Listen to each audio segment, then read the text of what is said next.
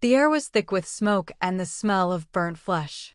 In the dead of night, beneath a moon obscured by clouds, the shadow of a man stood at the edge of a hill. The forest stretched for miles beneath him, dark and oppressive, as if nature itself recoiled from the horrors that had been wrought in its depths. His silhouette, tall and unyielding, was framed by the flickering light of distant fires, casting long shadows across the ground like specters of the past. Vlad III Dracula, known to his enemies and allies alike as Vlad the Impaler, had not always been the terror of Europe. He had once been a young prince, full of ambition and fear, a boy who had been forced to learn the ways of power in the unforgiving court of the Ottoman Empire. But tonight, he was no longer that boy. Tonight, the ruler of Wallachia stood at the precipice of something darker than even his most brutal enemies could understand. The village below was silent, save for the occasional creak of a shack's rotting wood and the distant howl of wolves. But the silence was deceiving. Deep within the confines of his castle, behind its cold stone walls, death was waiting. It was a new kind of death, one more torturous, more theatrical, more devastating than anything the world had ever known. For the prince had learned the harshest truth of all: in a world where power is everything, fear is the greatest weapon. A few days prior, a betrayal had been uncovered, one so vicious that even his iron resolve had been shaken. A noble faction, sworn to protect the land, had plotted to overthrow him, conspiring with the forces of the Ottoman Empire, a threat that lingered at the borders of his kingdom like an ever-looming storm. They had underestimated him. They had thought him weak. Vlad's eyes, cold and calculating, pierced the dark horizon, as if searching for the ghosts of the men who had crossed him. His fingers tightened around the hilt of his sword, not out of anger, but out of a familiar coldness that had taken root in his heart long ago. A distant cry broke the stillness, a shrill, desperate sound that echoed through the hills. It was a warning, a message to anyone who still believed that there was safety in defiance. The first victim had been impaled in the town square, his body hanging grotesquely from the sharpened stake, a symbol of what awaited anyone who dared challenge the prince. Vlad turned, his cloak billowing behind him like a shadow. His guards stood like statues in the doorway, their faces unreadable, a reflection of the terror that gripped their hearts whenever their ruler spoke of his methods. "The feast will begin," Vlad said, his voice low and deliberate. "Gather them. Let them see what happens when they defy me." He wasn't speaking of the nobles who had betrayed him, though they would be at the heart of this grim performance. He was speaking of the people, the ones who watched from afar, those who had quietly turned their backs on him, believing that his cruelty had no reach. This was the lesson he was about to teach them. The prince's mind was a labyrinth of cold strategy and unbearable loss. His father had been murdered by his own men, his brother betrayed and buried alive by his enemies. The lessons of pain were carved deep into his psyche, leaving scars that could never be healed. But these scars had given him an understanding that few in history could claim. Power, true power, did not come from victory alone. It came from terror. The kind of terror that stripped men of their humanity, that turned them into trembling children begging for the mercy they knew would never come. His footsteps echoed in the castle halls, the sound of impending doom. Outside, the first streaks of dawn began to break through the clouds, casting a pale light over the fields below. But the day was not to be welcomed, it was to be feared. Vlad had mastered the art of fear, and soon, the world would understand that there was no escape from the nightmare he had woven. As the first of his enemies were brought before him, bound and kneeling, the feast would begin. It was a feast of suffering, a grotesque celebration of his absolute power. And for those who still held on to hope, it would be the last thing they ever knew. The forest of the impaled was about to grow. The hall was filled with the clinking of metal on metal, the rustling of heavy armor, and the whispered murmurs of those who dared to breathe. Vlad stood at the head of the long stone table, his back straight and unyielding, his gaze locked on the flickering candlelight that cast shadows across the room.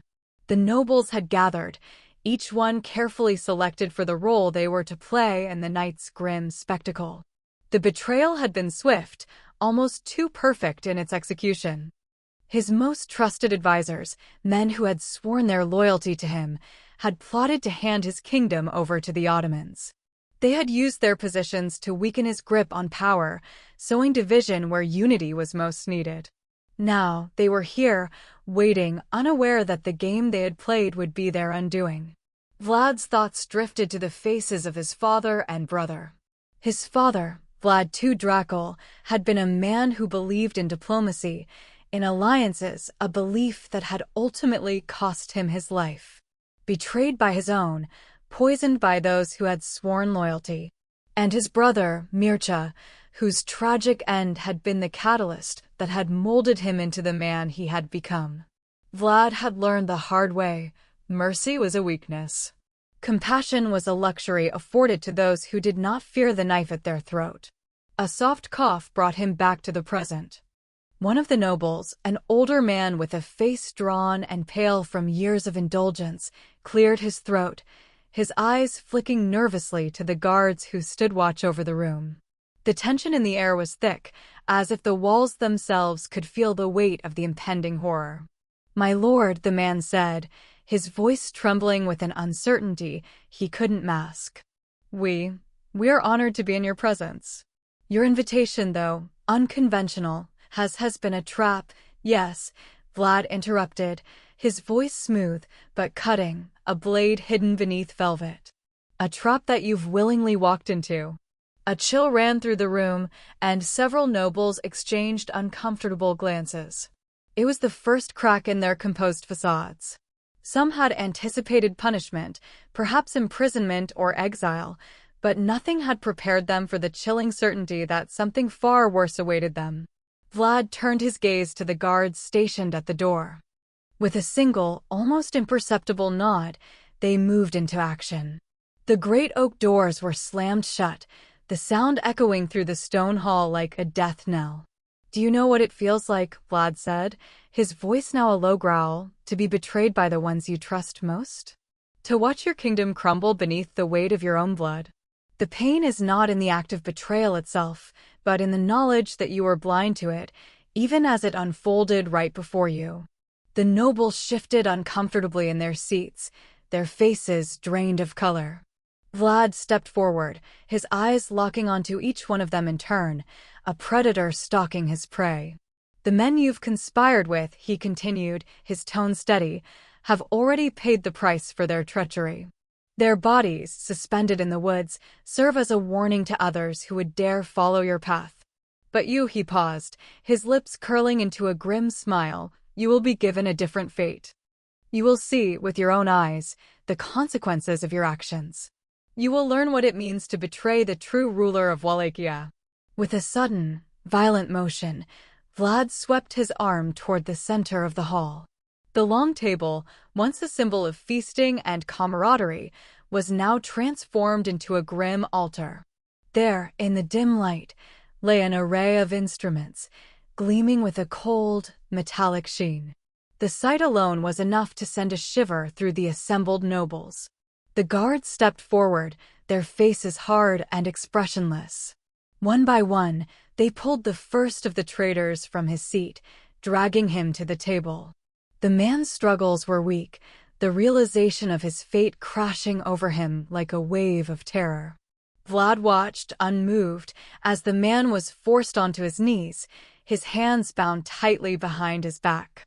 "Do you know why I choose this method?" Vlad asked softly, his voice still carrying the same dispassionate coldness. "Because death can be an escape, a mercy. But suffering, true suffering, is a lesson that never ends." He gestured for the executioner to approach, and as the man's body was prepared for the ritual, the atmosphere in the room shifted. The nobles had been silenced, their earlier bravado replaced by a quiet, mounting dread. They had known of Vlad's cruelty, of course, but nothing prepared them for the reality of it. They could only watch as the first victim was led toward the grim apparatus, their fate sealed. And then, just as the stake began its grim penetration, Vlad spoke once more, his eyes locked on the others, his words cutting through the horror like a blade. "You will learn what it means to serve me, to live under my reign, to witness the terror I can create. And when you do, you will understand why no one dares defy me." The first screams erupted, echoing through the hall. The silence that had once filled the room was now replaced with the horrifying reality of Vlad's reign, and as the blood began to flow, the nobles realized the truth. The feast had begun. The chamber was bathed in the eerie glow of flickering torchlight, but the warm flickers had long been swallowed by the shadows that now seemed to creep along the stone walls. The cries of the first noble echoed, faint and sickening, a wretched reminder of the price of treason. As the blood pooled beneath the impaled body, Vlad stood motionless, his eyes unreadable. His gaze never wavered, and his heart, if it still beat with any human pulse, remained stone cold. The others, now trembling, watched in silence, too afraid to move, too shocked by the spectacle to protest. The first victim had already paid the ultimate price, but it wasn't the final punishment that awaited them. Vlad had planned to make them witness the torment of their own fate before he cast them into the void of death. As the executioner prepared to repeat the gruesome process, something unexpected broke the cold monotony of the scene. A sharp sound, a desperate thud against the door. Then, the door burst open. A lone figure stumbled into the hall, breathing heavily, his clothes torn and his face pale from exhaustion and fear. It was one of Vlad's most trusted captains, Mikhail, his longtime friend and loyal confidant.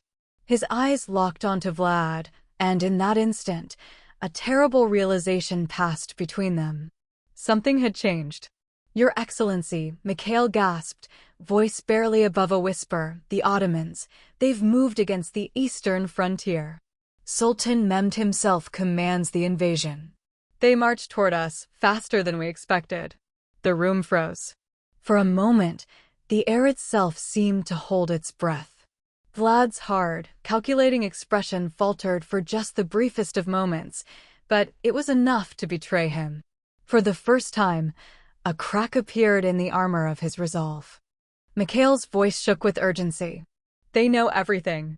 Every secret, every betrayal. Your spies have been compromised, Your Highness. We are out of time."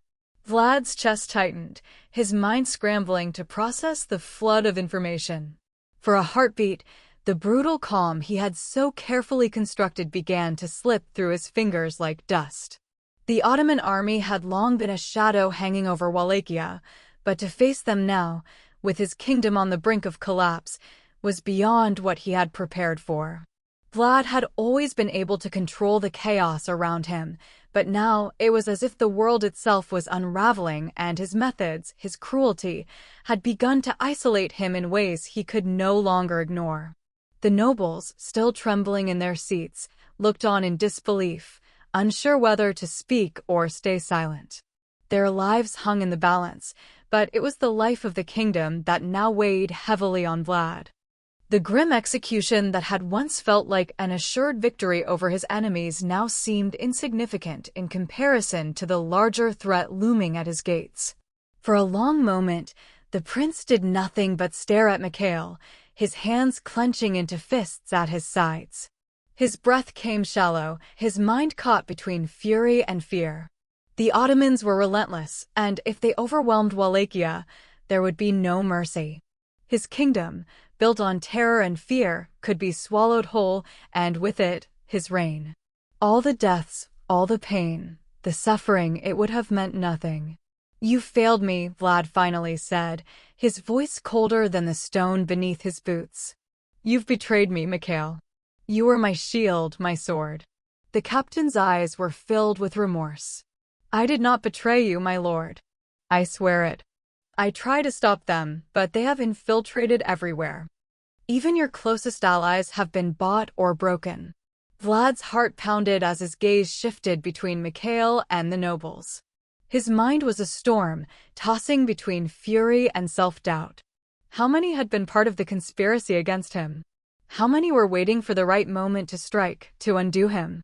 The man who had once seemed untouchable, a god in his own kingdom, suddenly felt vulnerable. His power, built on fear and cruelty, was suddenly fragile, unraveling. For the first time in years, Vlad was forced to confront a terrifying question: had he made a mistake? Had he gone too far, too fast, alienating even those who had sworn loyalty to him? But in that moment of weakness, in the split second of doubt, something darker ignited within him.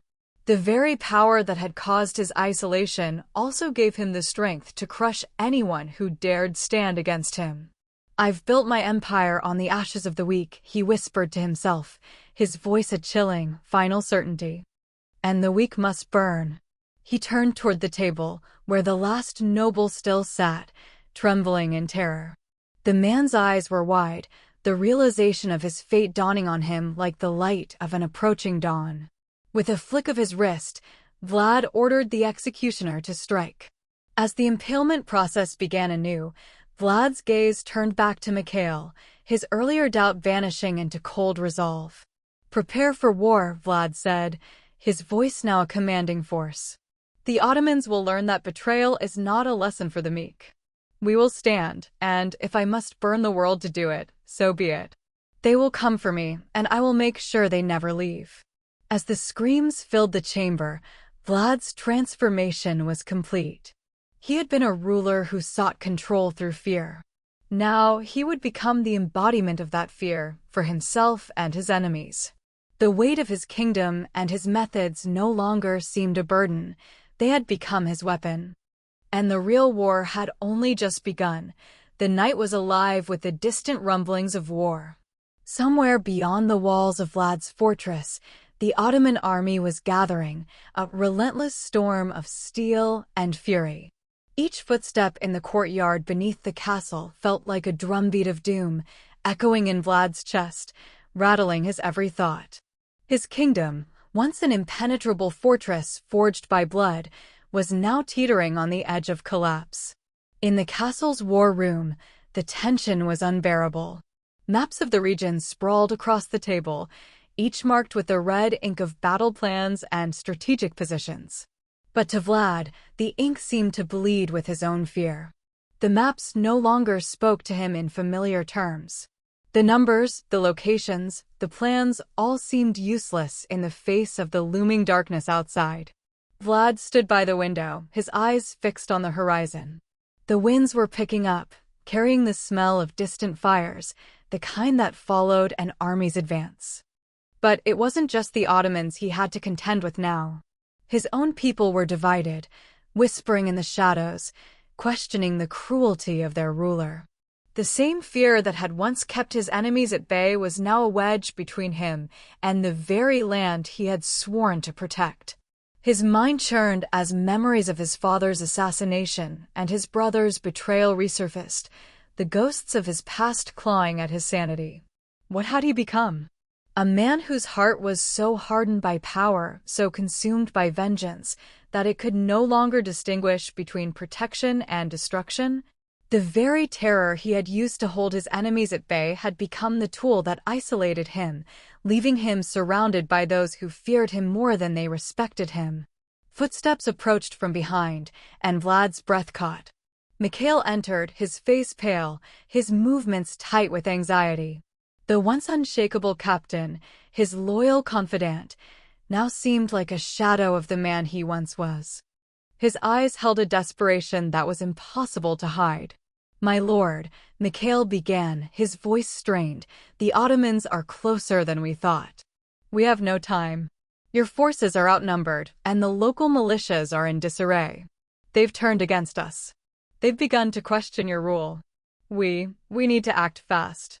Vlad's fingers clenched around the stone windowsill, his knuckles whitening. The weight of his decisions had never been so unbearable. His father had always preached diplomacy, alliances forged in blood and honor. But Vlad had seen through the mask of kindness. Kindness was weakness. He had learned that through years of watching men like his father perish in the name of misguided mercy. Now, as the final battle approached, Vlad found himself on the precipice of that very same abyss. Do you think I'm unaware of this? Vlad's voice was cold, almost distant, but underneath it there was a tremor of uncertainty. I've built this kingdom on the backs of men whose lives meant nothing but a means to an end. They're nothing more than pieces on a chessboard. I've sacrificed everything. And yet here we are, on the brink of destruction. Mikhail took a step closer, his face filled with frustration and fear. You've sacrificed too much, my lord. The people, the nobles, they're all turning against you. Your methods, they've gone too far. What is left to protect? A kingdom ruled by fear is not a kingdom at all. Vlad's eyes flashed with a fury so intense it seemed to crackle in the air between them. His hands trembled, not with fear, but with the strain of holding back the wild storm that raged inside him. What else do I have? What is left but power? If I give it up, I will be nothing. I will be swallowed whole by the world that seeks to destroy me. No, I will not let that happen. Mikhail's face darkened with a combination of pity and anger. You already are nothing. The terror you've used to control the world is now your prison. We're surrounded by enemies, Vlad. The Ottomans, the nobles, your own people, they're all coming for you. And they won't stop until they've seen you fall. Vlad's hand slammed into the stone table with a deafening crack. His breath was ragged, his chest heaving with the weight of the truth he'd been trying to ignore. I will not fall. I will make them remember why they feared me. His voice was a low growl, a promise, a curse. He turned away, his eyes haunted by the realization of what he had become. The very people he had sworn to protect were now his enemies. His cruelty, his iron fist, had driven them to the breaking point. His kingdom, built on fear, had turned into a cage. But in that moment, as he stared at the map, something shifted within him. A new path, one he had never considered, began to form in the darkness of his mind. His eyes fell upon the distant hills that led to the Ottoman army. The battle was no longer a matter of victory or defeat. It was a matter of survival. Vlad had only one option left. He turned back to Mikhail, his gaze hardening. Prepare the forces. Tonight we fight. But not as we've fought before. We will give them a reason to remember us. We will show them the depths of hell they've chosen to face. And when the battle is over, they will regret ever stepping foot in Wallachia. Mikhail, his face a mask of disbelief, nodded, unsure of what Vlad had just promised. But the weight of their impending doom was clear to both men. Vlad had decided. He would sacrifice his humanity, what little remained of it, to ensure his survival. The enemy would learn what it meant to challenge the Impaler. The ground beneath the castle rumbled once more. The final battle was at hand. The battle was already chaos. The ground trembled beneath the march of thousands, the clash of metal echoing through the valley like a symphony of destruction. Vlad stood at the edge of the battlefield, the smoke from burning villages swirling around him like ghosts of the past. His breath came in sharp, measured gasps, but his gaze was steady, unflinching. This was the moment he had been preparing for, the moment he would either reclaim his power or watch everything he had built crumble into dust. The Ottoman forces advanced in waves, their banners unfurling like the very fangs of a beast poised to strike. Vlad's army was smaller, disorganized, the loyalty of his soldiers a fragile thread. He had counted on fear to hold them together, but fear, like everything else, had a limit. The whispers of doubt had already spread like wildfire through his ranks. Would they stand with him, or would they turn away when the moment came? Vlad's eyes scanned the battlefield, searching for any sign of weakness. He knew the Ottomans had come to crush him, to wipe Wallachia from the map. But it was not just a war for survival, it was a war for his soul. The cost of his decisions had always been high, but now, with everything on the line, the weight of his choices pressed down on him like a stone. Mikhail, Vlad called, his voice barely rising above the noise. Mikhail appeared at his side, his face grim but resolute. He was no longer the captain who had walked beside him for years. The man standing before him was a shell, torn between loyalty and the brutal truth of Vlad's madness. The enemy's forces are too strong. We cannot win this battle by force alone, Mikhail said, his voice strained. You must make a choice, Vlad. You can't keep ruling by fear. This will be the end if... Vlad's gaze snapped to Mikhail, cutting him off. There is no choice. I will fight. We will fight until there is nothing left. Mikhail's eyes searched his, a mixture of pity and horror in them. You don't understand, do you? The price of your cruelty. You've driven us to the edge, and now it's us who suffer. Vlad's chest tightened, but his resolve did not waver. Then let them suffer. Let them all know what it means to defy me. Let them remember that I am the Impaler, the one who takes everything, even their humanity. Mikhail took a step back, his voice breaking. You've already lost yourself. There's nothing left of the man you were. Vlad's hands tightened on his sword. His heart, once a battlefield of rage and vengeance, now felt as though it was being squeezed by an invisible hand. He could see the pain in Mikhail's eyes, the last thread of connection unraveling between them. But it didn't matter. Nothing mattered but survival. With a final, agonizing look at his friend, Vlad turned away. His army was already in retreat, his soldiers scattered by the brutal might of the Ottoman forces. But Vlad would not retreat. He would stand his ground. He rode into the heart of the battlefield, his eyes locked on Sultan Mehmed, who stood at the front of his advancing forces, a smirk on his face. The man who had once been a shadow at the edge of Vlad's mind was now real, a conqueror, an enemy. But Vlad would not be cowed. Vlad's horse thundered forward, cutting through the chaos like a beast of war. He could hear the cries of his soldiers behind him, but they were drowned out by the pounding of his own heart. In the distance, Mehmed's eyes locked with his two men, locked in a final dance of death. The battlefield seemed to fall away. There was only the Sultan, standing like a monument to conquest, and Vlad, the last bastion of defiance. For a moment, time slowed, as though the universe itself held its breath. Then, in a blur of motion, Vlad charged, his sword raised high. The clash of steel rang through the air. Vlad's body felt weightless as he fought through the oncoming tide of soldiers. But it wasn't the battle that gripped his soul now, it was the realization that this was the culmination of everything he had become. The terror, the cruelty, the bloodshed, it had all led to this moment. A single, desperate chance to either redeem himself or destroy what little was left. His sword met Mehmed's with a crack, the force of their collision sending shockwaves through the air. They fought like titans, each blow a testament to the years of pain that had shaped them.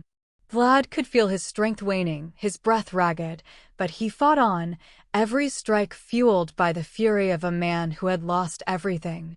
Finally, with one last swing, he disarmed Mehmed, sending the Sultan's blade flying into the mud. The battlefield fell silent. For a heartbeat, everything stood still. Vlad's chest heaved as he stood over his defeated foe. The weight of his past hung heavy in the air between them. I will not be forgotten, Vlad hissed, his voice raw. I will not be erased. And then, in a moment of brutal clarity, he saw it. The empty shell of the man he had become. The terror, the cruelty, it had all been for nothing. In his blind pursuit of power, he had destroyed everything that had once made him human. But it was too late. With one final, fatal blow, Vlad ended the life of his rival, and as the Sultan's blood stained the ground, Vlad fell to his knees, overwhelmed by the weight of his own darkness. The battle had ended, but for Vlad, the war within had only just begun. The sun had set, leaving a haunting twilight that stretched across the land. The battlefield, once a cacophony of life and death, now lay still. The only sound that remained was the wind, carrying with it the faint scent of smoke and blood. Vlad stood alone in the heart of the carnage, the weight of victory heavy on his shoulders. The Ottomans had retreated, their leader slain, but the cost of the battle was evident in every direction. His soldiers, once hopeful, now walked with vacant eyes. His enemies were gone, but so were his allies, those who had once believed in his cause, now scattered or dead. Vlad's sword hung loosely in his hand, stained with the blood of both his enemies and his own people. The battle had ended, but the war within him raged on. The kingdom he had fought to protect was broken, and in its place stood a man who no longer knew if he could claim victory. He walked across the field, his steps slow and heavy, the crumbled bodies of fallen soldiers beneath him. Some had worn the colors of his own army, others the uniforms of the Ottomans. All were now indistinguishable from one another, victims of the same storm of violence that he had unleashed. His mind wandered back to Mikhail, his once loyal friend who had warned him, begged him to stop. The last words Mikhail had spoken before the retreat echoed in his mind. "There's nothing left of the man you were." Vlad closed his eyes, the weight of those words suffocating him. What had he become? What had he sacrificed? The men he had impaled, the villages he had razed, the lives he had destroyed, all for a kingdom that would never know peace. The same terror that had kept him on the throne had also built the walls that kept him locked inside. He had sought to break his enemies, but in the process, he had broken himself.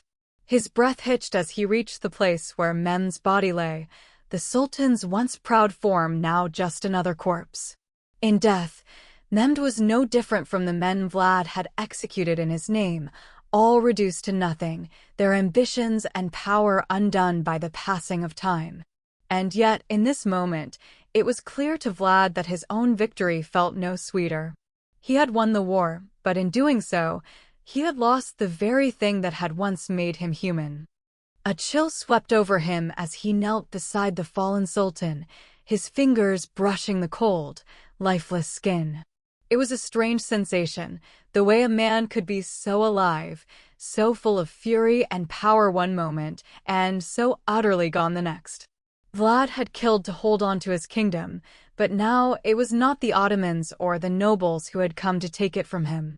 It was the very man he had become, a king who ruled through fear, whose heart had turned to stone. Is this how it ends? Vlad whispered to the wind, though he knew the answer already. The world had moved on from men like him.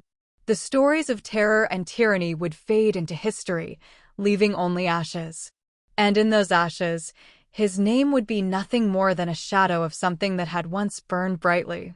The wind shifted, carrying the sounds of distant voices, the soft murmur of his people, returning from the edges of the battlefield. They looked to him as their leader, their savior, but in their eyes, Vlad could see the truth. They no longer feared him. They pitied him. Standing up slowly, Vlad turned his gaze back to the horizon.